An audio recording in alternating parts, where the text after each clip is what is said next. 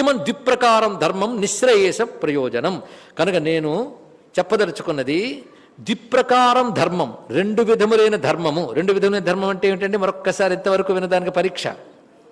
ప్రవృత్తి నివృత్తి రూపమైన ధర్మము యొక్క ప్రయోజనం నిశ్రేయస ప్రయోజనం, మోక్షమే ప్రయోజనము కలిగినది. పరమార్థతత్వంచ. ఏమిటి మోక్షం అంటే? పరమార్థతత్వం. వాడెవడు? వాసుదేవాక్షం పరం బ్రహ్మ అభిధేయ భూతం విశేషత అభివ్యంజయత్ విశిష్ట ప్రయోజన సంబంధాభిధేయవత్ గీతాశాస్త్రం. దీన్ని బట్టి తెలుస్తున్నది ఏంటంటే భగవద్గీతా శాస్త్రం ప్రయోజనము నిశ్రేయస్సు అంటే పరమ ప్రయోజనము మోక్షము. గీత యొక్క పరమ ప్రయోజనం మోక్షం. ఎందుకంటే ఏదైతే వినబోతున్నామో అది ఎందుకు చెప్పబడిందో తెలియాలట. తర్వాత ఎవరు చెప్తున్నారో తెలియాలి, ఎవరికి చెప్తున్నారో తెలియాలి, పైగా అది పొందడానికి అర్హులు ఎవరో తెలియాలి. ఈ నాలుగు ఉండాలి. దీన్ని అనుబంధ చతుష్టయములు అంటారు కదా, అవన్నీ దీనికి ఉండాలి. అందుకే ఇక్కడ చెప్పబడుతున్నది నిశ్రేయస ప్రయోజనముగా రెండు విధాల ధర్మాన్ని ఎవరైతే ఈ విద్య ద్వారా ప్రతిపాదింపబడుతున్నాడో ఆ వాసుదేవుడే చెప్పాడు. ఆ వాసుదేవుడైన పరతత్వాన్నే ఇది తెలియజేస్తున్నది. దీన్ని బట్టి నిశ్రేయస ప్రయోజనము పరబ్రహ్మ అభిధేయము. అభిధేయం అంటే విషయము, పరబ్రహ్మమే విషయము, మోక్షము ప్రయోజనము. దీన్ని బట్టి రెండిటికి సాధ్య సాధన సంబంధం కుదిరింది కదా. ఆ విషయమైన బ్రహ్మతో శాస్త్రానికి ఉన్న విషయ భావ సంబంధం తెలిసింది కదా. ఈ విధంగా మూడు అనుబంధాలు కలిగి ముముక్షుత్వం అనే నాలుగో ప్రయోజనం చెప్పబడుతున్నది. ఇది అనుబంధముగా ఉన్న దీని గురించి సమస్త పురుషార్థ సిద్ధి. మొత్తం మీద భగవద్గీత వల్ల సమస్త పురుషార్థ సిద్ధి లభిస్తున్నది. అంటే ఏది లభిస్తే అన్ని పురుషార్థాలు లభించినట్లు అవుతుందో దాని పరమ పురుషార్థం అంటారు. అని సమస్త పురుషార్థ సిద్ధి లభిస్తుంది. ఇత్యతః తద్వివరణే యత్న క్రియతే మయ. దీన్ని పట్టుకుని దాన్ని వివరించడానికి నా ప్రయత్నం నేను చేస్తాను అని అత్యంత వినయంగా ఆదిశంకర భగవత్పాలు వారు తేటగా చెప్పారండి. ఇక్కడ అసలు ఇవాళ చక్కగా వినగలిగితే భగవద్గీత అంటే ఏమిటి, భగవంతుడంటే ఎవడు, ఎందుకు చెప్పాడు, పరమ ప్రయోజనం ఏంటి తెలిసింది. దీన్ని బట్టి ఇది ఎవరు పట్టుకోవాలి? గ్రంథం. ఎవరికి మోక్షం కావాలనుకోని వాళ్ళందరూ పట్టుకోవాలి. మోక్షం కావాలని ఎవరికి లేదు. నాకుందని ప్రతివాడు అంటాడు, దానికి తగ్గట్టు ఉన్నామా లేదా అని తెలియాలి. నువ్వు మోక్షం కావాలనేది పరమ ప్రయోజనంగా అనుకోవడానికి తగ్గ జన్మ మానవ జన్మ. ఈ మానవ జన్మ లాంటి జన్మ మోక్షానికి అనుగుణమైన జన్మ మరొకటి లేదండి. ఇది పొంది కూడా మోక్షం కోసం ప్రయత్నించకపోతే వాడు తనను తాను చంపుకున్నవాడని టైటిల్ ఇచ్చింది ఉపనిషత్తు. ఆత్మఘ్నుడు అని ఇక్కడ కదా. నీకు నిజంగా మోక్షం కావాలనుకుంటే గీతకు మించిన శాస్త్రం ఉందా? కృష్ణుడికి మించిన గురువు ఉన్నాడా? నాయన ఇది విషయం. ఇది భగవద్గీతకు సంబంధించిన ఉపోద్ఘాతాన్ని ఇంత చక్కగా భగవత్పాదుల వారి వాక్సహాయంతో మనం చెప్పుకోగలిగాం. ఇప్పుడు భగవద్గీతలకు మనం ప్రవేశిస్తున్నాం. విషాద యోగం. విషాదం నిజానికి విషాదం యోగం అవుతుందా అంటే అసలు ఆ టైటిలే కాదండి, తర్వాత వాళ్ళు పెట్టారు కనుక అని కొందరు తీసేశారు పక్కకి. అయితే ముక్తికి ముందు తెలుసుకోవాలనడానికి ముందు ఒకటి ఉండాలి. విషాదమే ఉన్నదే విషాదంలో. విషాదంతో కలిసి అందరం ఉన్నాం. మళ్ళీ విషాద యోగం ఎందుకు అంటే ఆ విషాదం నుంచి బయటపడే ప్రయత్నం ఉంది, అది చాలా విశేషం. ఆ ప్రయత్నం ఒక్కటే, నా అజ్ఞానమే జ్ఞానం అనే భ్రాంతి ముందు వదలాలి. ఫస్ట్ నాకు ఏదైతే తెలియదు అని తెలుసుకోవాలి, కానీ తెలిసిందే తెలియదు అనుకుంటే ప్రమాదం. ఎందుకంటే అర్జునుడిని ఇప్పుడు గమనించబోతున్నాం అని ముందు నిశ్చయించేశాడు. ఇది యుద్ధం అక్కలేదు, తెలిపదాం పదా, దీనికంటే యుద్ధం మానేసి భిక్ష ఎత్తుకోవడం బెటర్ అన్నాడు. అవడనమన్నాడండి ఆయన్ని. ఆ తర్వాత కృష్ణుడు 2 చీవాట్లు పెట్టాడు, ఉపదేశం చేయలే. చీవాట్లు పెడితే లెంపలేసుకుని ఏది సత్యమో చెప్పవయ్యా అన్నాడు. అక్కడ పనిచేశాడు అంతే. ఇక్కడ అలాగా గురు శరణాగతి. కనుక ఆయన విషాదం విచారం కింద వివేకం కింద మారాలి. అందుకే మొట్టమొదట విచారణ కావాలి. విచారానికి పనికొచ్చేది విషాదం. లోకంలో ఏడుపు గుట్టు మొహంతోనే ఏంతో విచారిస్తున్నారండి అంటాడు. అది విచారం అనరు దాన్ని. ఈ విచారం అంటే ఆలోచన, ఆ వివేకం రావాలి. విచారణే జ్ఞానం. విచారణకు తీసుకెళ్ళే విషాదం కావాలి. అందుకే కొందరు విషాదాలు రోగాలు అవుతాయి, కొందరికి విషాదాలు యోగాలు అవుతాయి. ఇక్కడ యోగంగా మారాలండి. విషాదం భగవంతుడి ముందు ఏడ్చిన ఏడుపు యోగం అవుతుంది. ధృతరాష్ట్రుడు ఏడుపు ఎప్పుడు అహంకారం మమకారం ముందు పెట్టుకుని ఏడ్చాడు. అహంకారం మమకారం వెనక్కి తోసేసి కృష్ణుడిని ముందు పెట్టుకుని ఏడ్చాడు అర్జునుడు. కనుక ఏడుపు కూడా యోగం కావాలి ఈశ్వరుడు ముందు. అందుకే నజానే విలపనం అన్నాడు ఇక్కడ శంకర భగవత్పాలు వారే. ఏడవడం చేతనవ్వాలండి, ఆ ఏడుపు కావాలి. అజ్ఞానం చేత ఏడుపు వస్తుంది, కానీ అజ్ఞానం నుండి బయటపడాలనే ఏడుపు కూడా కావాలి. ఇక్కడ ఆ 2 ఏడుపులు ఆయన ముందే వేళ మార్చుకో, ఇంకేం చేస్తాం ఇక్కడ. అది చేసేది మహానుభావుడు. ప్రారంభించుకుంటున్నాం. ధృతరాష్ట్ర వాచ ధృతరాష్ట్రుడు అడుగుతున్నాడు. ధృతరాష్ట్రుడు అంటే ఏంటో ముందే చెప్పేసుకున్నాం కదా. ధర్మక్షేత్రే కురుక్షేత్రే సమవేత యుయుత్సవ మామకాహ పాండవాశ్చైవ కిమకుర్వత సంజయ. భగవద్గీతలో కొన్ని శ్లోకాలు రోజుకి కొన్నైనా చదివి అర్థసహితంగా అప్పుడు నిద్రపోయే ప్రయత్నం చేయండి. ఇక్కడ అసలు 40 రోజులు ప్రవచన అనంతరం గృహంలో భగవద్గీత చదవకపోతే ప్రవచనానికి రావద్దు. ఇది ముందు చెప్తున్నాను. ఇక్కడ ఇది కాలక్షేపం కాదు కదండి. చెప్పిన శ్లోకాలు చదువుకోండి. వాళ్ళు ఏమి చెప్పుకున్నా రేపు చదువుకుండండి. ఏముంది, కంఠస్థ పెట్టమని అనట్లేదు. ఇప్పుడు పిల్లలు ఆ పని చేస్తున్నారులేండి. ఒకవైపు సంస్కృతి దెబ్బతినేస్తుంది అనుకుంటున్నాం, కానీ మరొక ఎంతో ఉత్సాహకరమైనటువంటి పరిస్థితులు కనబడుతున్నాయి. ఎంతోమంది చిన్నపిల్లలు పుస్తకం చూడకుండా అక్షర దోషం లేకుండా 700 శ్లోకాలు చెప్తున్న వాళ్ళు వేల సంఖ్యలో లక్షల సంఖ్యలో ప్రస్తుతం భారతదేశంలో ఉన్నారు. ఇది గర్వించదగ్గ అంశం. శ్రీ గణపతి సత్యనారాయణ స్వామీజీ వారి యొక్క ఆధ్వర్యంలో, వారి సంకల్పంతో ప్రపంచవ్యాప్తంగా అనేక మంది 700 శ్లోకాలు పుస్తకం చదువుతున్నారు. ముందు అది వచ్చేస్తే ఇంకా వాళ్ళ బ్రతుకులు బాగుంటాయి. నోట హృదయంలో ఉంటే వాడు బ్రతుకు బాగుంటుంది, అందులో సందేహం లేదు. వాడికి ఎప్పుడు ఏ చిన్న గడ్డు సమస్య వచ్చినా శ్లోకం వెలుగు చూపిస్తుంది, అందులో సందేహం లేదు. ఇక్కడ ఇలా ఎంతమంది ఉన్నారు, కానీ ఈ తరం మీద ఇంకా నమ్మకం ఉంది పూర్వతరాల కంటే. శ్లోకాలు ఒక్కటి నోటికి రాని వాళ్ళు ఎందరో ఉన్నారు, కాలక్షేపం కోసం వినేవాళ్ళు. కానీ గీత చదువుకోకపోతే, గీత తెలుసుకోకపోతే ఇంకెందుకండి జీవితం? ఇక్కడ ఏ మతం వాడైనా వాడి మతం వాడికి బాగా అర్థం అవ్వాలన్నా గీత అర్థం కావాలి. ఎందుకంటే అన్ని మతాలకి వెలుగునిచ్చి అన్ని మతాలకి మూలశక్తి కలిగిన హిందూ మతంలో పుట్టడం మనం చేసుకున్న అదృష్టం. ఇందు నుంచి ప్రపంచానికి వచ్చిన గొప్ప పరిధానం భగవద్గీత. ఇంకేం కావాలి ఇక్కడ? గీత తత్వశాస్త్రం. ఆ తత్వదృష్టితో ఎవడు మతంలో వాడు తరించిపోగలడు, అది గొప్ప విషయం ఇక్కడ. కానీ ఎవడు మతాలు మార్చక్కర్లే.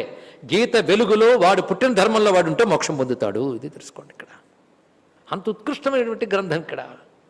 అందుకే ప్రతి శ్లోకం కంఠోపాఠంగా కలిగిన వాడు చాలామంది ఉంటారు. ముందు కంఠోపాఠం అయిపోతే తర్వాత అర్థ వివరణ తెలుసుకుంటే చాలు. ఒకప్పుడు మా గురుగారు సద్గురు శివానందమూర్తి గారి దగ్గర భగవద్గీత ప్రస్తావన చేసిన ఒక మాట అన్నారండి. గీత గురించి శంకరులు ఏం చెప్పారా, రామానుజులు ఏం చెప్పారా, ఇంకోళ్ళు ఏం చెప్పారా, ఇవి కాదయ్యా కృష్ణుడు ఏం చెప్పాడు చూడన్నారు. ఇక్కడ చాలా గొప్ప మాట ఇది. అంటే వాళ్ళని తిరస్కరించడం కాదు, వాళ్ళు లేకపోతే మన కృష్ణుడు అర్థమవుతాడా, అది వేరే విషయం. కానీ కృష్ణ పరమాత్మ చాలా సూటిగా తేటగా చెప్పాడు. పది పదార్థాలు తెలుసుకుంటే చాలా తరించిపోతాం, అంత సూటిగా తేటగా చెప్పాడు. ఆ సూటిగా తేటగా చెప్పిన దాన్ని తమ తెలివితేటలతో మసిపూసి మాజీ చేసినటువంటి వాళ్ళు తయారయ్యాక ఆ మసిని తీసేసి మళ్ళీ తేటపరిచారు శంకరులు వారు. ఇద్దరు జగద్గురు పదవాచ్యులే. ఇది గ్రహించవలసిన విషయం. అందుకే ధృతరాష్ట్ర ఉవాచ ధర్మక్షేత్రే కురుక్షేత్రే. ధర్మక్షేత్రమైన కురుక్షేత్రంలో, ఇందులో దీనికి కూడా లాగి పీకి అర్థాలు చెప్పేవాళ్ళు ఉన్నారండి. అది వాళ్ళ పాండిత్యాన్ని చూపిస్తూ చప్పట్లు కొట్టుకోవడానికి పనికొస్తుంది. అలాంటివి చెప్పలేదు ఈయన అని మీరు అనుకోవచ్చు, కానీ చెప్పను. అలా చెప్పేవాళ్ళు ఉంటారు, వాళ్ళు మహాత్ములు పండితులు, ఒకదానికి ఎన్నో అర్థాలు తీయగలరు. ధర్మక్షేత్రే కురుక్షేత్రే క్షేత్రే క్షేత్రే ధర్మం కురు అని అర్థం తీసుకున్నారు. అవన్నీ చమత్కారాలు. ఒక శ్లోకం పీకితే చాలా వస్తూ ఉంటాయి, ఉన్నది తీసుకుందాం. కానీ ఇందులో అందం ఒకటి కనబడుతుంది. ధర్మక్షేత్రే కురుక్షేత్రే సమవేత యుత్సవ మామకా పాండవాశ్చవి కిమకుర్వత సంజయ. మొదటి శబ్దం ఏమిటి? ధర్మ. చివరి శబ్దం ఏంటి? జయ. జయం, ధర్మం, జయం. ఈ మాటలోని ధృతరాష్ట్రుడు తెలియక చెప్పిన శ్లోకంలో కూడా యతో ధర్మస్తతో జయ అని అందుకోండి. ధర్మం ఉన్న చోటు జయం ఉంటుంది. అందులో అసలు ధర్మం ఉన్న చోటు జయం కాదు, పొరపాటు. ధర్మం ఏమివ్వగలదండి? జడం. యతో ధర్మస్తత కృష్ణ యత కృష్ణస్తతో జయ. ధర్మం ఎక్కడో కృష్ణుడు అక్కడ, కృష్ణుడు ఎక్కడో జయం అక్కడ. ధర్మక్షేత్రమైన కురుక్షేత్రంలో సమవేతాయుత్సవ, యుద్ధం చెయ్యాలని ఎవరైతే కలుసుకున్నారో, కూడి ఉన్నారో వారెవరు? ఇద్దరు వర్గాలు. మామకాహ పాండవశ్చైవ. ధృతరాష్ట్రుడు దుర్బుద్ధంతా ఈ మాటలోనే కనబడుతుంది. నా వాళ్ళు పాండవులు. మామకాహ అంటే నా వాళ్ళు. అదండి వాడి దుర్మార్గం అంతా కూడా. గుడ్డిరాజు గారి దుర్మార్గం అంతా కూడా నా వాళ్ళు. దానితో ఇంతకు తీసుకొచ్చాడు ఆయన. ఆ బయటకు మాత్రం అంటాడు దుర్యోధన, కృష్ణుడి మాట విను, దుర్యోధన భీష్ముడి మాట విను అని. కానీ ముందే చెప్పేశాడు దుర్యోధనుడితో, వాళ్ళ ముందు అలా అంటాను కానీ నీకెప్పుడు నేను సై అంటూ ఉంటానని ముందే చెప్పేశారండి. నేను వాళ్ళ ముందు అన్నా నువ్వు అనుకోకు, పెద్దవాళ్ళు కదా, వాళ్ళు ఏమైనా అనుకుంటారని అంటాను కానీ నేను నీవైపోయాను ముందే చెప్పాడు ఆయన. దానితో దుర్యోధను ఇంత వలిసిపోయాడు. అందుకే ధృతరాష్ట్రుడే పరమ దుర్మార్గుడని తెలుసుకోవాల్సింది. ఈ మాటలో తెలిసిపోతుంది చూడు. మామకాహ అక్కడొచ్చింది. అసురత్వ లక్షణమే మామకాహ. నా వాళ్ళు అనగానే వాడు పైవాడు. వాడెవడు? పాండవాహ, ఆ పాండురాజు కొడుకులు. మా వాళ్ళు మామకాహ పాండవాశ్చైవ. అక్కడే వాడు దుర్బుద్ధంతో చూపిస్తున్నారు. ఎందుకంటే ముందు అసురు వృత్తి ఇక్కడ మొదలవుతుంది. మమకారం అంత భయంకరం. వాళ్ళిద్దరూ కలిసి ఏం చేశారు? యుద్ధంలో ఏం చేస్తారు? యుద్ధం చేస్తారు. తినడానికి వెళ్తారా? ఏమిటండి ప్రశ్న? కిమకరువత సంజయ, వాళ్ళు ఏం చేశారో చెప్పండి, డీటెయిల్స్ అన్నీ కావాలి ఇక్కడ. సంజయుడు మొదలెట్టాడు, వీడికి ఇష్టమైన వాడితోనే మొదలెట్టాడు. ఎవరితో? దుర్యోధనుడితో. దుష్ట్వాతు పాండవానీకం వ్యూఢం దుర్యోధనస్తదా ఆచార్యముపసంగమ్య రాజావచనమబ్రవీత్. ఇటువంటి క్షేత్రం అండి ధర్మక్షేత్రం, కురుక్షేత్రం. సామాన్యమైంది కాదు, శబ్దమే చాలా విశేషం. కురుక్షేత్రం ధర్మక్షేత్రం అంటే అక్కడ అంటే ఆ క్షేత్రం పుణ్యము, పుణ్యస్వరూపము, సత్కర్మలు ఆచరించి సత్ఫలితాలు పొందే క్షేత్రం పేరు ధర్మక్షేత్రం. నీ పూర్వ చక్రవర్తి అయిన కురుచక్రవర్తి అక్కడ యజ్ఞయాగాది కర్తవులు తపస్సును ఆచరించాడు. ఆచరించడం వేళ ఇంద్రదేవుడానికి సంతోషించి వరమిస్తూ నీ తపస్సు చేత నీ యాగముల చేత పవిత్రమైంది భూమి. ఇక్కడ ఎవరైనా యుద్ధం చేస్తూ మరణించినా, తపస్సు చేస్తూ మరణించినా వారు సద్గతిని పొందుతారు అని ఇంద్రుడు వరం ఇచ్చారండి. అందుకే దాన్ని వాళ్ళు బ్యాటిల్ ఫీల్డ్గా ఎంచుకున్నారు. ఇది యుద్ధంలో మరణించినా సద్గతే, విజయం పొందారా క్షత్రియ ధర్మం ప్రకారం రాజ్యభోగం లభిస్తుంది. కానీ యుద్ధం చేస్తూ మరణించినా, తపస్సు చేస్తూ మరణించినా ఏ క్షేత్రం సద్గతిని కలిగిస్తుందో ఆ క్షేత్రం ధర్మక్షేత్ర, కురుక్షేత్రం. అది ఎక్కడున్నదంటే సరస్వతి, దృషత్వతి అనే 2 నదుల మధ్య 27 జనాల విస్తీర్ణం కలిగినటువంటిది. అది తపస్సును ఆచరించిన కురురాజు యొక్క తపఫలంగా ఆ పేరు దానికి చెప్పబడింది. అంత పవిత్రమైన దానికి ధర్మక్షేత్రే కురుక్షేత్రే అక్కడ సమావేశమైనది. దృష్ట్వాతు పాండవానీకం వ్యూఢం దుర్యోధనస్తదా. అప్పుడు పాండవ సమూహాన్ని దుర్యోధనుడు చూశాడు. చూసి ఆచార్యం ఉపసంగమ్య, ఆచార్యుడి దగ్గరికి వెళ్ళేట అంటే ద్రోణాచార్యుని వద్దకు వెళ్ళి రాజావచనం అబ్రవీత్. ద్రోణాచార్యుడితో అంటున్నాడు ఎవరు? దుర్యోధనుడు. ఏమనంటే పశ్యైతాం పాండుపుత్రాణం ఆచార్య మహతీంచము. ఆ ద్రోణాచార్య చూసావా, ఆ పాండుపుత్రుల గొప్ప సైన్యాన్ని ఒక్కసారి చూడు. ఆ సైన్యానికి సేనాధ్యక్షుడు ఎవరు? వ్యూఢాం ద్రుపదపుత్రేణ తవ శిష్యేన ధీమత. గొప్ప మాట అన్నాడు. ద్రుపదుని పుత్రుడు చేత అది రక్షింపబడుతూ ఉన్నది. అంటే దృష్టజుమ్నుడు సేనాధ్యక్షుడిగా ఉన్నాడు పాండవ సైన్యానికి. దృష్టజుమ్నుడు ఎవరు? పదం జాగ్రత్తగా వాడి, ద్రుపదపుత్రేణ, ఆ ద్రుపదుని యొక్క కొడుకు. అంటే ద్రుపదుడిపై ప్రతీకారం పట్టి ఉన్నాడు ద్రోణాచార్యుడు.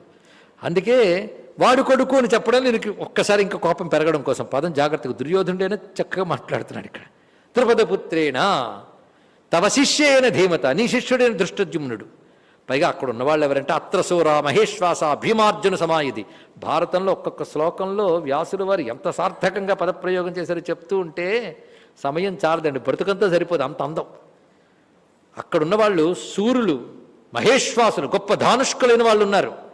భీమార్జున సమాయుధి, వీడికి టెర్రర్ భీముడు, రెండో వారు అర్జునుడు. వాళ్ళిద్దరంటే భయం. అందుకే మొట్టమొదటి వాళ్ళతోనే చెప్పాడు భీమార్జునులు అక్కడ ఉన్నారు. భీమార్జునులతో సమానమైన వాళ్ళు ఉన్నారు. వాళ్ళు ఎటువంటి వారంటే యూధానుడు, విరాటుడు, ద్రుపదుడు, దృష్టకేతువు, కాశీరాజు, పురుజిత్తు, కుంతిభోజుడు, శైభ్యుడు, యుధామాన్యుడు, అదేవిధంగా సౌభద్రుడు అంటే అభిమన్యుడు, ద్రౌపది కుమారులు, సర్వే మహారథాహ ఏవ, వీళ్ళందరూ అక్కడున్నారు మొత్తం. అస్మాకంతు, మనమేం తక్కువ కాదులే. మళ్ళీ విశిష్టాయే తాన్ని బోధ ద్విజోత్తమ, మన వైపున్న సైన్యం ఏంటో చెప్తాను విను. ఇది నిజానికి దైవాసుర సంపద్ విభాగ యోగం అండి. ఒక విధంగా ఇదిగో ఇటు అటు ఇటు అంటే మరి ఇక్కడ మాత్రం భీష్ముడి వంటి దైవీ గుణములు ఉన్నవాళ్ళు లేరా అంటే అసురత్వం వైపు ఉండి పేరుగా కనుక ఈ లిస్టులోకి వెళ్ళిపోతారు. తెలుసుకోండి, ఇక్కడ లీడర్ వాడి కింద ఉన్న వాళ్ళందరూ వాడి ప్రింటే, తప్పదు మరి. అస్మాకంతు విశిష్టాయే తాన్ని బోధ ద్విజోత్తమ నాయకామ సైన్యస్య సైన్యార్థాన్ తాన్ బ్రవీమితే. నేను గుర్తు కోసం నీకు వాళ్ళని గురించి చెప్తున్నాను. భవాన్, ముందు మీరే అంటే ఎవరు? ద్రోణులు వారు.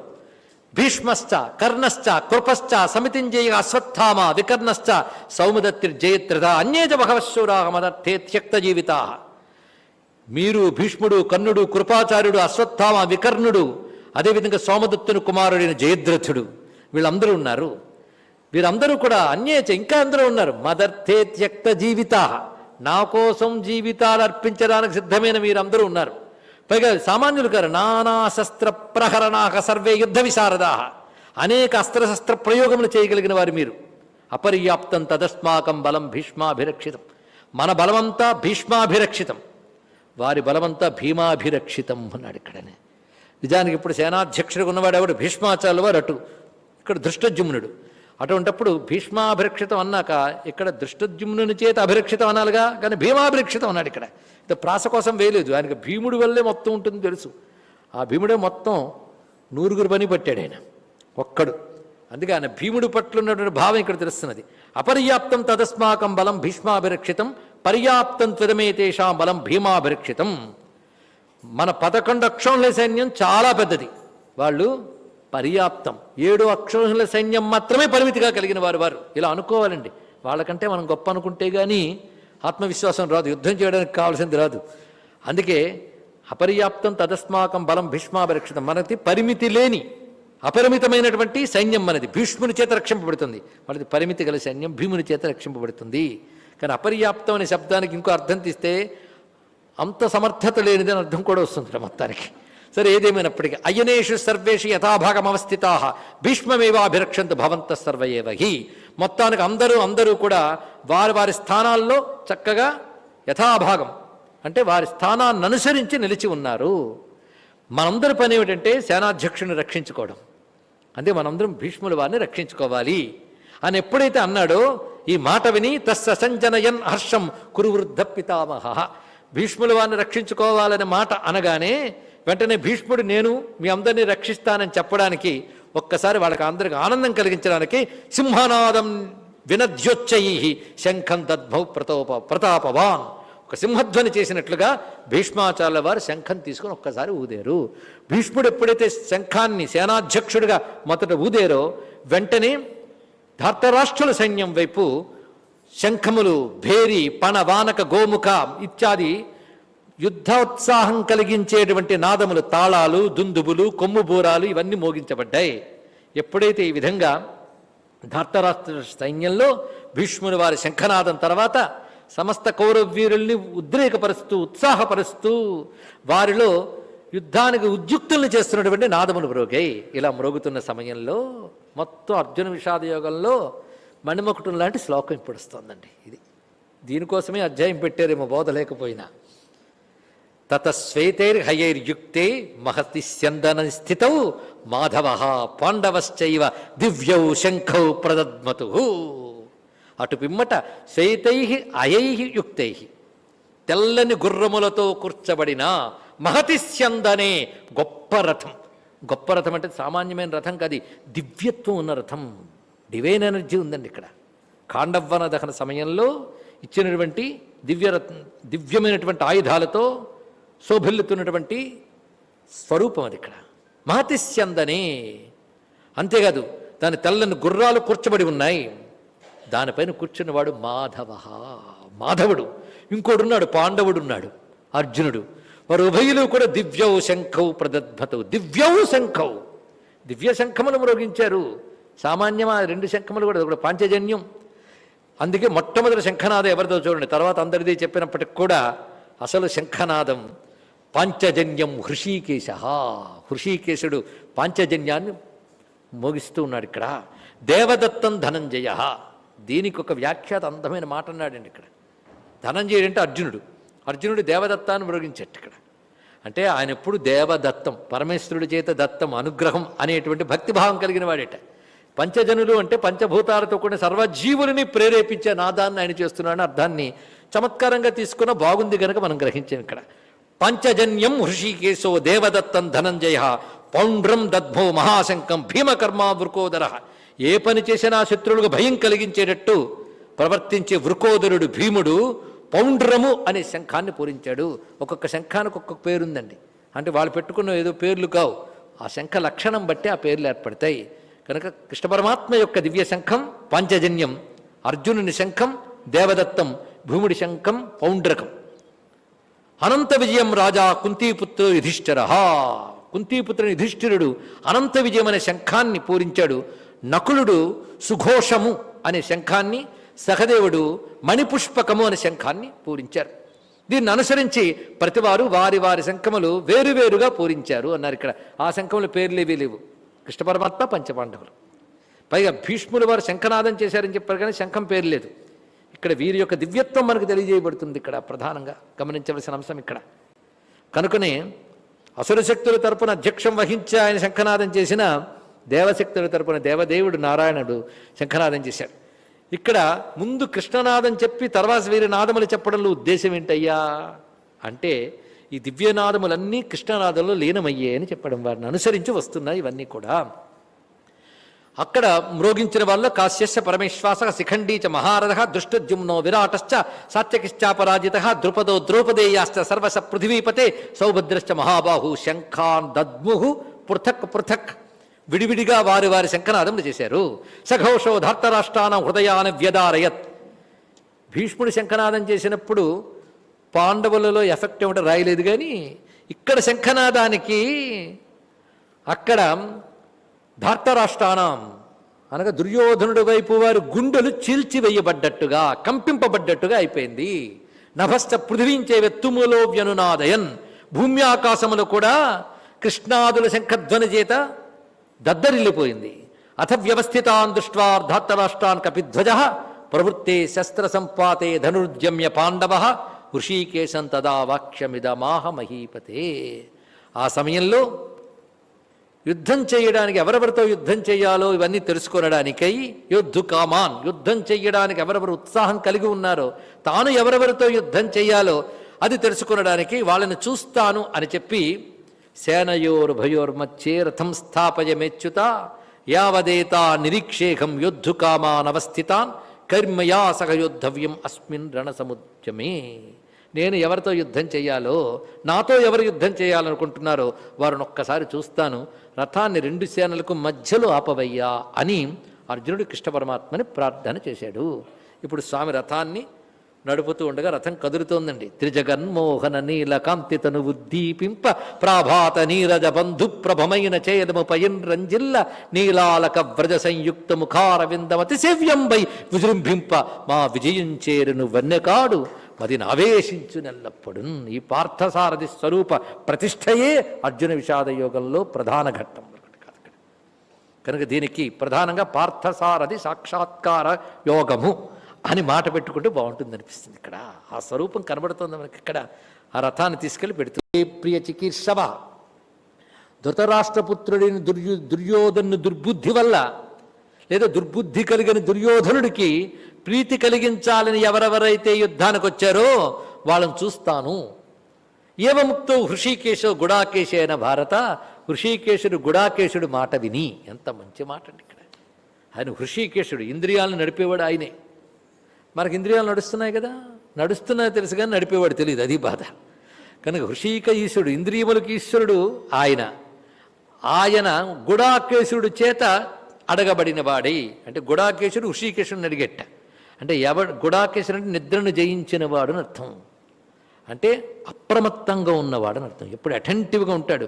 నిద్ర అంటే అవునండి మీ ప్రవచనాల దగ్గర చూస్తుంటాం కొందరు, నేను చెప్పడం కాదండి. ఇక్కడ అటెంటివ్గా ఉండడం అంటే అర్థం ఏమరపాటు లేకుండా ఉండడం.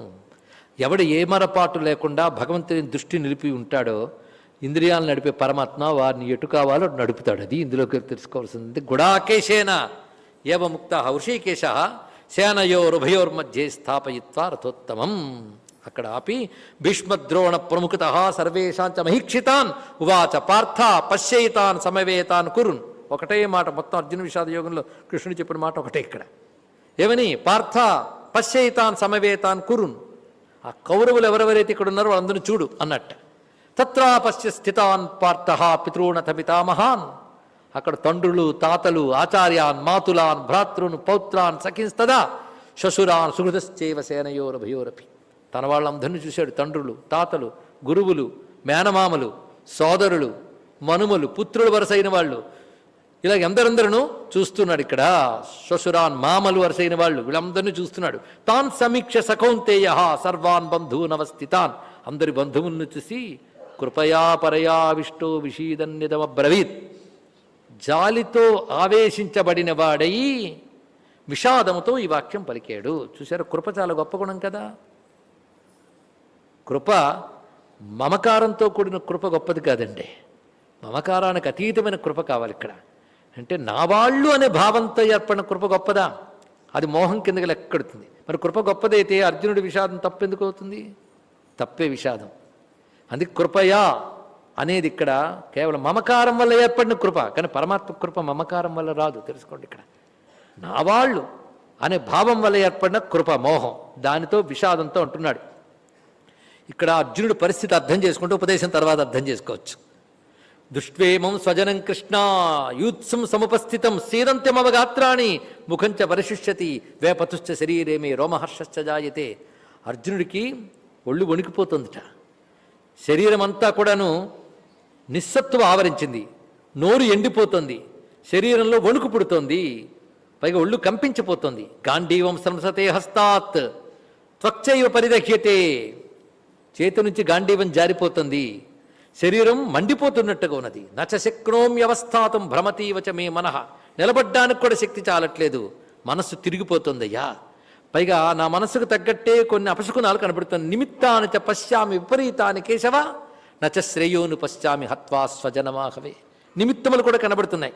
అందుకే స్వజనం, నా వారిని, ఈ స్వజనాన్ని సంహరించడం శ్రేయస్సని నాకు అనిపించడం లేదు. నకాంక్షే విజయం కృష్ణ నచ రాజ్యం సుఖాని చ కిన్నో రాజ్యేన గోవింద కిం భోగైర్జీవితేనవా. నాకు జయం మీదే కాంక్ష లేదు ఇప్పుడు, పైగా నాకు ఏ కోరిక కూడా లేదు సుమా. అందరూ పోయిన తర్వాత నాకు భోగాలు ఎందుకు, రాజ్యం ఎందుకు, ఏం ప్రయోజనం చెప్పు. ఏషామర్థే కాంక్షితన్నో రాజ్యం భోగా సుఖాని చ ఇమేవా స్థితా యుద్ధే ప్రాణాత్ త్యక్త్వా ధనాని చ. ఎవరి కోసమై ఎవరితో కలిసి అనుభవించడానికే రాజ్యాలు భోగాలు కోరుకుంటానో వారు అందరూ కూడాను ఈ ప్రాణాల్ని ధనాల్ని త్యజించి యుద్ధరంగంలో ఇక్కడ నిలబడి ఉన్నారు. వాళ్ళెవరు? ఆచార్యా పితరా పుత్రా తథైవ చ పితామహా మాతులా శ్వశురా పౌత్రా శ్యాలా సంబంధినిస్తదా మమ అనుకోవాలి. కానీ కట్ట ఎంత పెరుగుతుందో చూడండి ఇక్కడ. వీళ్ళందరూ కూడా ఏతా నహంతుమిచ్చామి ఘనతోపి మధుసూదన్, నేను చచ్చినా చస్తాను కానీ వీరెవరిని నేను చంపలేను. అపిత్రలోక్య రాజ్యస్య హేతో కిన్ను మహీకృతే, ముల్లోకాల రాజ్యం వచ్చినా వీళ్ళని నేను చంపను, కావాలంటే నేను చేస్తాను. నిహత్య ధాతరాష్ట్రాన్న కాప్రీతిశ్చ జనార్దన. ధృతరాష్ట్ర కుమారుని సంహరించడం వల్ల మనకేం ఆనందం కలుగుతుంది చెప్పు. పాపమే వాస్త్రయేదస్మాన్ హత్వయితానాతతాయన. ఆతతాయని చంపడం వల్ల మనకు పాపం వస్తుంది. అందరిని కల్పేసుకున్నాడు చూడండి, కృష్ణుడు కూడా కలిపి అందరికీ ఆతతాయుని చంపడం వల్ల మనకు పాపం వస్తుంది అన్నాడు. ఇక్కడే తెలుసుకోవాలి. ఆతతాయులు అనే మాట వచ్చింది. ఆతతాయులు అని ఎవరిని అనాలి? ధర్మశాస్త్రం చెప్తోంది. అగ్నిదో గరదశ్చైవ శస్త్రపాణిర్ధనాపహ క్షేత్రధారాపహర్తాత షడేతే ఆతతాయన. 6 ఆతతాయులు అనాలట. ఇంటికి నిప్పు పెట్టేవాడు, విషం ఇచ్చేవాడు, మారణాయుధాలు ధరించేవాడు, మన ధనాన్ని అపహరించేవాడు, మన భూమిని అపహరించేవాడు, భార్యను అపహరించేవాడు. ఈ 6 రకాల ఆతతాయులు వాళ్ళ విషయంలో ఎలా ప్రవర్తించాలి ధర్మశాస్త్రం చెప్తోంది. ఆతతాయన మాయాంతం హన్యాదేవ అవిచారయన్ నాతతాయవధే దోషో హంతృభవతి కశ్చన.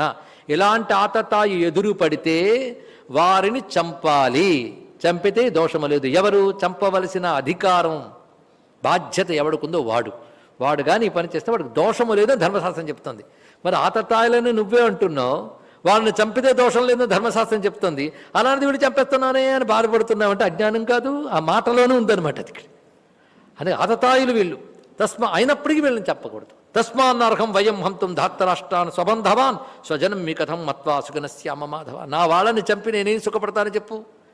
ఒకటి ఇక్కడ కొన్ని మాటలు చెప్తున్నాడు. యదప్యేతే నపశ్యంతి లోభోపహత చేతసహ కులక్షయకృతం దోషం మిత్రద్రోహే చ పాతకం. వీళ్ళని చంపడం వల్ల కులక్షయం మిత్రద్రోహం అవుతుంది. కులక్షయమైతే కులధర్మాలు పోతాయి.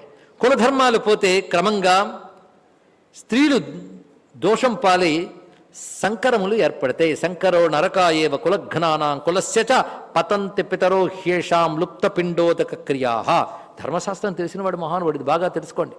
సాంకర్యములు ఏర్పడడం చేత పితృదేవతలకి పిండములు వెళ్ళవు. ఇది చాలా ప్రధానంగా తెలుసుకోవాల్సింది. అర్జునుడు చెప్పిన మాట సత్యం. అందుకే ధర్మస్థాపన చేయాలి కానీ సాంకర్యం కలగకూడదు. అర్జునుడు చెప్పిన మాట సమర్థిస్తాడు కూడా. ఈ మాటను మాత్రం కృష్ణుడు సంకర్ష కర్తాహం తర్వాత చెప్తాడు. ఎందుకంటే సాంకర్యములు కూడదండి. ఒప్పుకోకపోయినా శాస్త్రమే.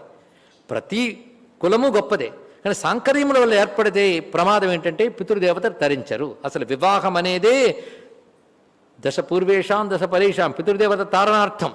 అది భారతీయ సంస్కృతి వివాహం యొక్క ప్రయోజనం. అది అలాంటిది సాంకర్యముల వల్ల ఏర్పడితే దానివల్ల పితృదేవతలకు లుప్త పిండోదక క్రియా, వాళ్ళకి పిండోదకములు వెళ్ళవు.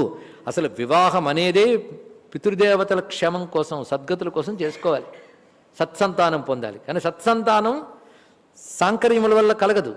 బాగా తెలుసుకోవాలి. అందుకే సాంకర్యం వల్ల పితృదేవతలకు దుర్గతులు ఏర్పడతాయి. ఇటీవల కాలంలో సాంకర్య వివాహాలు ఎక్కువైపోయాయి. ఇదివరకు ఉండేవి కానీ కొన్ని వాళ్ళు చెప్పా పెట్టకుండా ఏవో చేసుకునేవారు, రిజిస్టర్ మ్యారేజ్ ఏవో. ఇప్పుడు అలా కాదు, తల్లిదండ్రులు కూడా ఏం చేస్తామని కళ్యాణపత్రులు ముద్రించి మరీ చేసేస్తున్నారండి. శాస్త్రం చెప్పడం ధర్మంగా కూర్చున్నాం కనుక ఇది మహాపాపం కలిగిస్తుంది తెలుసుకోండి. ఇక్కడ మహాదోషం. కనీసం అది చేయించడానికి సిద్ధపడిపోతున్నటువంటి యాజ్ఞికులు ఎలా సిద్ధపడుతున్నారో బాధ కలుగుతుంది. దక్షిణాసత్వాలకు తప్పదు, బ్రతుకు తెరువు. కానీ కనీసం వాళ్ళకు కూడా చెప్పవలసింది ఏంటంటే, మనందరం తెలుసుకోవాల్సింది, అలాంటి పాపమైన భ్రష్టమైనటువంటి కళ్యాణాలు అందులో కన్యాదానం అనేది చేయడం ఇంకా ఘోరం తెలుసుకోండి. ఇక్కడ కన్యాదానం చేసేటప్పుడు దశ పూర్వేషాన్ని దశ పరేషాన్ని వాడు సంకల్పం చెప్తాడు. సంస్కృతం తెలియదు కనుక ఎంత పాపం చేస్తున్నాం మనకు తెలియట్లేదు. అయ్యో, ఇంతవరకు పరంపర కాపాడుకొచ్చిన పెద్దలందరినీ కూడా నీ కూతురో కొడుకో మోహం చేత, అజ్ఞానం చేత, కామ వికారం చేత ధర్మం తప్పుతూ ఉంటే నువ్వు కన్యాదానం చేసిన పూర్వీకులందరూ నరకంలో పడేయడానికి నీకు హక్కు ఎక్కడిది? ఇక్కడ ఎవడికి దానం చేస్తున్నారు? పద్ధతి లేదు. అందుకే సాంకర్యం వల్ల పతంతి పితరో శేషాం లుప్త పిండోదక క్రియా చెప్తున్నాడు ఇక్కడ. ఈ మాట అర్జునుడు ఎంత ధర్మనిష్ట కలవాడో దీన్ని బట్టి తెలుస్తుంది. అందుకే గీత వినడానికి అర్హుడయ్యాడండి ఇక్కడ. ఇది తెలుసుకోవాల్సినది.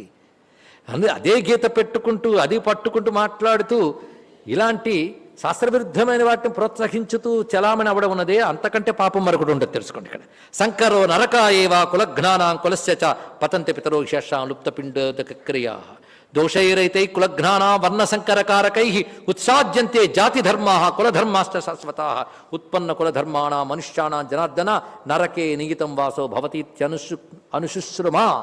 స్పష్టంగా చెప్తున్నాడు ఆయన. ఎవరైతే తమ పరంపరను నశింపజేసుకుంటారో, కులాగ ధర్మాలను నశింపజేసుకుంటారో, అలా నశించిపోయినటువంటి వారు, నశించిన కులధర్మాలు కలిగిన మానవులకు నరకంలోనే నివాసం ఉంటుంది శాస్త్రములు చెప్తున్నాయి కదా. ఇది చెప్పాడు. అహో బత మహత్పాపం కర్తం వ్యవస్థావయం యద్ రాజ్యసుఖలోభేన హంతం స్వజనముజ్యత.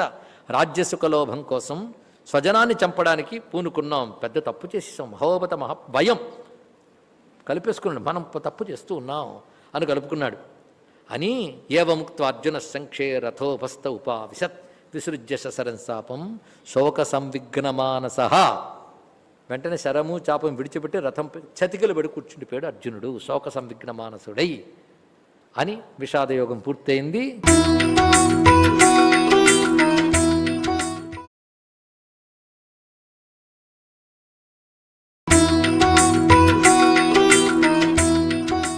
ఏతాన్నహంతుమిచ్చామి ఘ్నతోపి మధుసూదన. వీరిని చంపడం నాకు ఇష్టం లేదు. ఘ్నతోపి, నేను చంపబడ్డా సరే వీరిని నేను చంపను. నిహత్య ధార్తరాష్ట్రాన్న కాప్రీతి స్యా జనార్దన. ఈ మాట ఎందుకు చెప్పడం జరిగిందంటే, అర్జునుడు ఎన్ని రకాలుగా కృష్ణుణ్ణి పిలిచాడు, సంబోధించాడు అనేది పట్టుకోవాల్సిన అంశం అండి. భగవద్గీతలో కృష్ణనామాలు అనగానే మనం పరిశీలిస్తే అర్జునుడు పలికినవే కనబడుతూ ఉంటాయి. అందులో మధుసూదన, జనార్దన, గోవింద ఇవన్నీ పరమాత్మ యొక్క పేర్లు.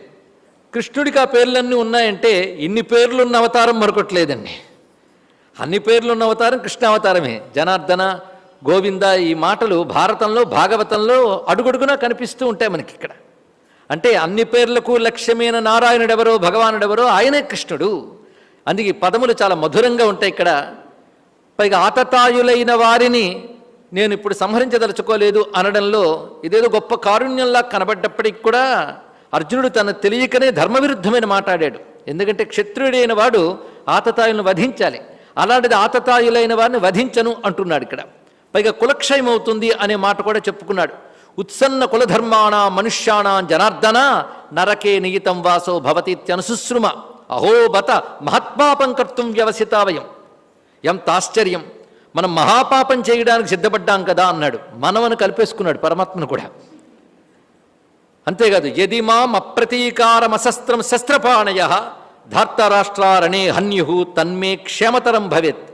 నేను యుద్ధం చేయకుండా నేను శస్త్రరహితుడినై కూర్చుని ఉంటే ధార్తరాష్ట్రులు నన్ను సంహరిస్తారంటే సంహరించినా పర్వాలేదు, అది క్షేమమే అనుకుంటాను నేను. ఏవముక్త్వా అర్జున సంఖ్యే రథోపస్థ ఉపావిశత్ విసృజ్య శశరంచాపం శోక సంవిఘ్నమానస. శరము చాపం విడిచిపెట్టి శోకముతో కూడిన మనస్సుతో ఉన్నాడు. అంటే దుఃఖాకులమై ఉన్నది ఆయన మనస్సు. దీనితో మొదటి అధ్యాయం పూర్తయింది. రెండవ అధ్యాయం మొదలవుతున్నది.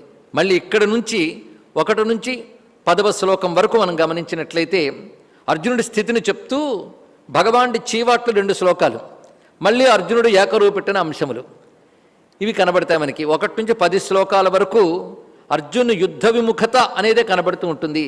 మధ్యలో కృష్ణ పరమాత్మ చీవాట్లు మాత్రం ఉంటాయి, బోధ కాదు. ముందు చీవాట్లు పెట్టి తర్వాత బోధించడం చాలా అవసరం అండి. ఇక్కడ ఆ చీవాట్లు కూడా కనబడతాయి ఇందులో. తథా కృపయావిష్టం అశ్రుపూర్ణాకులీక్షణం విషీదంతమిదం వాక్యం ఉవాచ మధుసూదన. ఇప్పుడు 2వ అధ్యాయం ప్రారంభమైంది. దీనికి సాంఖ్యయోగం అని పేరు. ఎందుకు ఆ పేరు పెట్టారనేది కృష్ణ బోధ ప్రారంభమైనప్పుడు వివేచన చేద్దాం మనం. ఆ విధంగా కృపతో కూడి కన్నీళ్లతో నిండినటువంటి నేత్రములతో విషాదంతో ఉన్నటువంటి అర్జునుని చూసి మధుసూదనుడు అంటున్నారు. ఇక్కడ కృపయావిష్టం, కృపతో ఆవేశింపబడ్డాడు అన్నారు. ఇక్కడ కృప నిజానికి గొప్ప గుణం కాదండి. మరి కృపతో ఈయన ఉన్నప్పుడు అర్జునుడు విషాదంతో ఉన్నాడు, తప్పు చేస్తున్నాడని ఎలా చెప్పగలమంటే, కృప అనేది ఇక్కడ మమ అనే భావం వల్ల ఏర్పడినటువంటిది కానీ అది ఉత్కృష్టమైన దైవీయ గుణంగా ఇక్కడ చెప్పబట్టలేదు. ఇది శోకము యొక్క ఒకానొక లక్షణం ఇది. ఇక్కడ అలాంటి కృపతో ఉన్నాడు. అప్పుడు భగవానుడు అంటున్నాడు 2 శ్లోకాలండి. ఈ 2 శ్లోకాలు ఉత్కృష్టమైనటువంటి శ్లోకములే. కుతస్త్వాకస్మలమిదం విషమే సముపస్థితం అనార్య జుష్టం అస్వర్గ్యం అకీర్తికరం అర్జున. కుతస్త్వాకస్మలం, కస్మలం అంటే మాలిన్యం అని అర్థం. ఇక్కడ మోహమాలిన్యం అని అర్థం. ఇక్కడ ధర్మమేదో అధర్మమేదో తెలియనటువంటి తోచనటువంటి ఒకానొక అయోమయావస్థ, అదే కస్మలం. ఇది ఎక్కడి నుంచి వచ్చింది అయ్యా నీకు? పైగా విషమే సముపస్థితం. ఈ యుద్ధ సమయంలో రావడం చాలా ఆశ్చర్యకరమైనటువంటి అంశము. అంటే తగని సమయంలో వచ్చింది ఇక్కడ. ఇప్పటి వరకు మిగిలిన 5 పర్వాల్లో జరిగిన కథ ఏమిటి? ఉద్యోగ పర్వం వరకు మీరు మాట్లాడుకున్నవేమిటి? ఏ నిర్ణయానికి వచ్చి పెద్దలు నిర్ణయించిన ప్రకారంగా ధర్మాన్ని అనుసరించి మీరు యుద్ధానికి సిద్ధపడి వచ్చి ఇక్కడికి వచ్చినప్పటికీ ధర్మమా అధర్మమని మీమాంస ఇలాంటి సమయంలో తగునా? ఏదైతే ప్రణాళిక వేసుకుని కర్తవ్యమును తెలుసుకుని ధర్మమని నిర్ధారించుకుని వచ్చారో ఆ యుద్ధానికి వచ్చి తగదు అనుకోవడం ఇది తగని మాట సుమా. అందుకే విషమే సముపస్థితం. తగని సమయంలో ఇలాంటి మోహం నీకు ఎలా దాపురించిందయ్యా అని అడిగాడు. ఎందుకంటే ఇప్పుడు నీకు కలిగినటువంటి మోహం 3 రకాలుగా ఉన్నది. అది అనార్య జుష్టం, అస్వర్గ్యం, అకీర్తికరం. 3 మాటలు అద్భుతంగా చెప్పాడండి ఇక్కడ. అనార్య జుష్టం అనే మాటకు అర్థం ఏంటంటే ఆర్యులు దీనిని అనుసరించరు. అంటే శ్రేష్ఠులు ఎప్పుడూ దీన్ని ఆచరించదగ్గ విషయం కాదు నువ్వు చేస్తున్నది. అంటే శ్రేష్ఠులు అంగీకరించరు. ఆర్యులు అనే మాటకి ఇక్కడ అర్థం ఏంటంటే పూజ్యులు, శ్రేష్ఠులు అని అర్థం. ఇక్కడ ఎవరైతే ధర్మము తెలిసిన వారు, ఇహము పరము జ్ఞానము తెలిసిన వారు వారు ఆర్యులు. అలాంటి ఆర్యులు దీనిని అంగీకరించరు. అలాంటిది నీకు కలిగింది అనార్య జుష్టం. అస్వర్గ్యం, రెండవది ఏమిటి?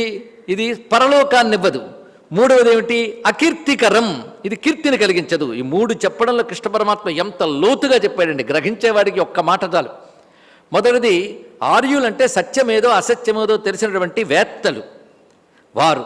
అంటే తత్వదృష్టితో మొదలు చెప్పాడు. తత్వదృష్టితో కూడా ఆలోచిస్తే నీ యొక్క పని అనుచితం, తగనిది.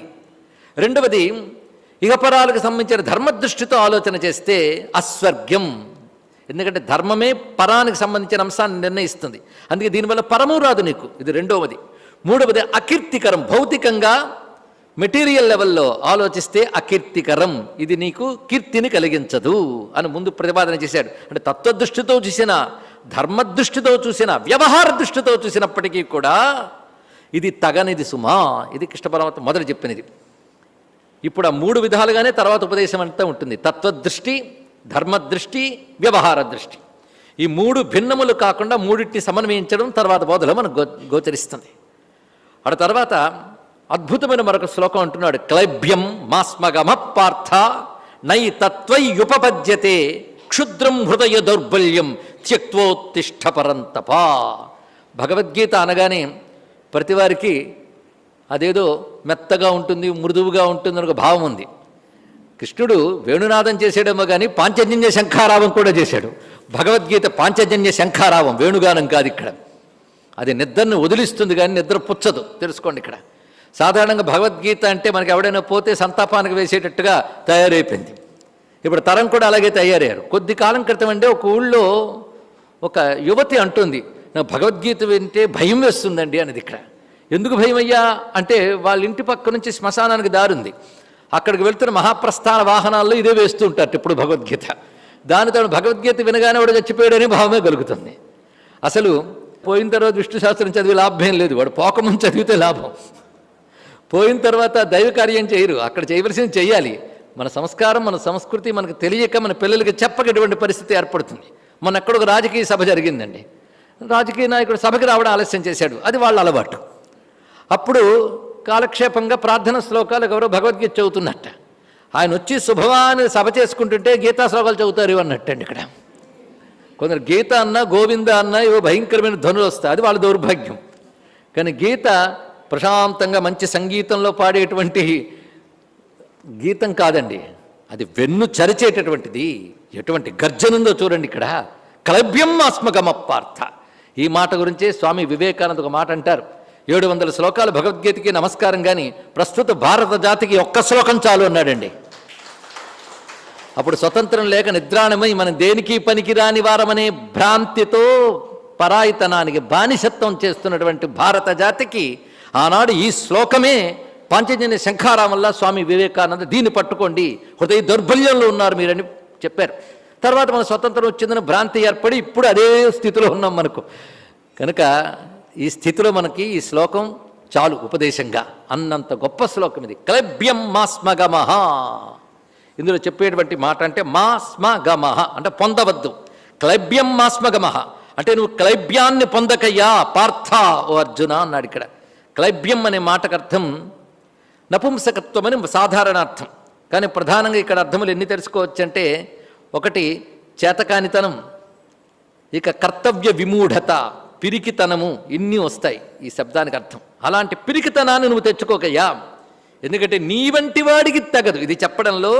నువ్వు చక్కని అధికారం కలిగినటువంటి వాడివి. ఇప్పుడు ఒక మోహం చేతనికి భ్రాంతి ఏర్పడిందో కానీ నువ్వు నిజానికి భ్రాంతికి తగిన వాడివి కావు. నువ్వు ఎటువంటి వాడివో నాకు తెలుసు. ఎందుకంటే ఒకానొక దుఃఖావేశంతో పొరపాటు మాట్లాడినంత మాత్రాన ఇన్నాళ్ళు నీ వ్యక్తిత్వాన్ని నేను శంకించను. నువ్వు ఎవడివో నాకు తెలుసు. నువ్వు సామాన్యుడివి కావు, జితేంద్రియుడివి. ఎందుకంటే గీత లాంటి బోధ వినాలంటే దానికి తగ్గ అధికార పురుషుడు అర్జునుడు, సామాన్యుడు కాడు. అందుకే నై తత్వయ్యుపపద్యతే, నీ వంటి వాని యందు ఈ క్లైబ్యం తగదు సుమ. నీ వంటి వాడు అంటే ఎటువంటి వాడు? అధికార పురుషుడే. నువ్వు ఎటువంటి వాడు అంటే మహావీరుడివి, పిరికితనం లేనివాడివి. పైగా దేవతలు కూడా గడగడమునకు పోయే నివాత కవచులని ఇంద్రుడికి సహాయంగా నువ్వు వెళ్ళి సంహరించావు రాక్షసుల్ని. సామాన్యమా? దేవతలకే సహాయపడ్డటువంటి వాడివి. యుద్ధంలో ఎప్పుడు వెన్ను చూపని వాడివి. అటువంటి పరాక్రమవంతుడివి. పరాక్రమంలో ఎంత గొప్పవాడివో వ్యక్తిత్వంలో అంత గొప్పవాడివి. దేవకాంత అయిన అప్సరకాంత వచ్చి మోహిస్తే నేను భారతదేశంలో పుట్టాను, నా సనాతన ధర్మ ప్రకారం నువ్వు నాకు మాతృమూర్తివి అని చెప్పిన జితేంద్రియుడు నువ్వు. అటువంటి ఉత్తముడు నువ్వు. స్వచ్ఛమైన చరిత్ర నీది, నీ పేరే చెప్తున్నది అర్జున అనేటువంటిది ఇక్కడ. అటువంటి వాడవు, అటువంటి మహాపురుషుడు వేరే నీకు ఒక్కసారిగా నా వాళ్ళు అని మోహం ఏర్పడింది. వీళ్ళు చచ్చిపోతారని దయ కాదు, నా వాళ్ళు చచ్చిపోతారన్న బాధ. కానీ బాధ అది. అంతేగాని అక్కడెక్కడ యాక్సిడెంట్ ఏంటండి, పలానా ఎవరో పిల్లలు పోయారు అంటే ఆ బస్సులోని మావాడు వెళ్ళాడు కదా అని ఘోరంగా ఏడుస్తుంది ఒక ఆవిడ. తర్వాత వచ్చి మీ పిల్లాడ బస్సులో లేడమ్మా ఇంకెవరో పోయారంటే అమ్మాయి అని ఊరుకుంది. అంటే ఇక్కడ ఎవరో పోయారు, పోయినది గడవచ్చుగా, కాదు తన పిల్లవాడు కాదనగానే దుఃఖం పోయింది చూసారా. కనుక దేనివల్ల దుఃఖం వస్తుందో? మమత్వం వల్ల. నీలాంటి వీరుడికి తగునా? మరి దీన్ని ఏమంటారండి? నిజానికి అర్జునుడు ఇది చెప్పి చాలా గొప్పగా మాట్లాడాడు అనుకుంటాడేమో. ఎందుకంటే దయ, కృప, వీళ్ళందరినీ చంపడం కంటే విడిచిపెట్టి వెళ్ళిపోవడం మంచిది అన్నప్పుడు అదే గొప్ప మాట అనుకుంటాడేమో. కృష్ణుడు దానికి 2 పేర్లు పెట్టాడు. హృదయ దౌర్బల్యం, క్లైబ్యం అని పేరు పెట్టాడండి.